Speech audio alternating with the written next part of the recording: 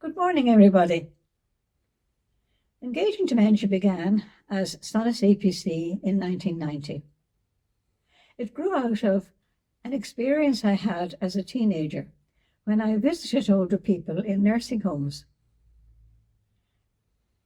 I found the atmosphere lacked any kind of stimulation and that the residents lacked any kind of interaction.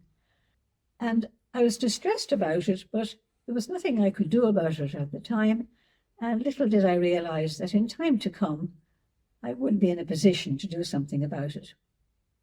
So when I finished school and joined the Sisters of Charity, I was sent to London to do what was called speech therapy at the time.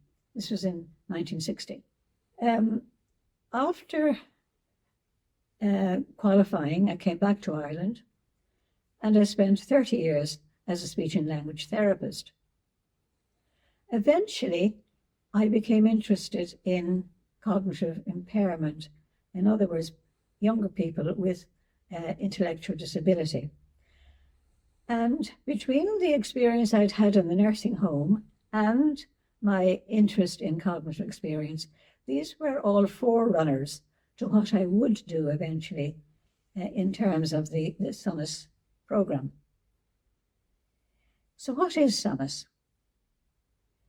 It is a series of activities that take place within a 45-minute session, and the people who are participating in it, the people living with dementia, would not exceed 8 in any particular group. There's also an individual session. It's based on the senses: sight and hearing, taste and touch and smell. And when I say hearing, one of its features is music and sing-alongs, and that comes right through the whole of the session. It's based on structure and repetition. Not that it is tediously tied to the same structure, but there are ways in which it can be diversified, still using the structure. It is carried out by a leader who is a trained practitioner, and she in turn makes sure that quality engagement, quality interaction takes place between herself and the people in the group. She also is very cognizant of nonverbal communication. In other words, facial expression, body language, tone of voice, all of these being used to activate potential for communication and to enable the people in the group to realize love and respect are also basic to what we do.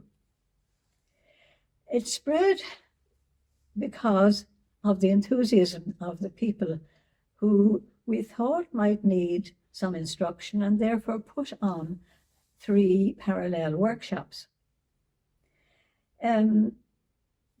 Word of mouth was the main way in which it spread, and we were invited to give workshops not only in Ireland, north and south, but in Scotland, England, Channel Islands, and I've done a small number in Australia and in America. But the most recent spread of the Sonus program has been in Norway, where Dr. Benedicte Strom has translated the Sonus program into Norwegian, and she is in the process of training in many areas of Norway. In 2018, Sonus was rebranded for the simple reason that it had grown. We had added the dimension of dementia cafes, and also there were other courses that tied in with dementia and communication, like CST given by psychologists and gardening activities, and these were offered by experts in their own particular field. And also, the CAFE network has been awarded to Engaging Dementia to develop it. I'm going to finish now with the story of a gentleman in Scotland. At the end of a session, he spoke to the facilitator and he said, "I hope I speak for the others in the group when I say that the feeling I had after the group was a feeling of overwhelming love.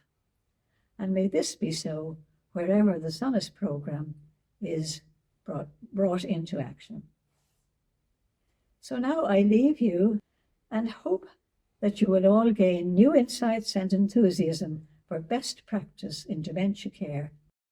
Realize that you are all going to be using the Solace program because now you have done the training, and it's up to you to spread the word and to spread the love and respect that we hope to offer to people who are going to be attending it.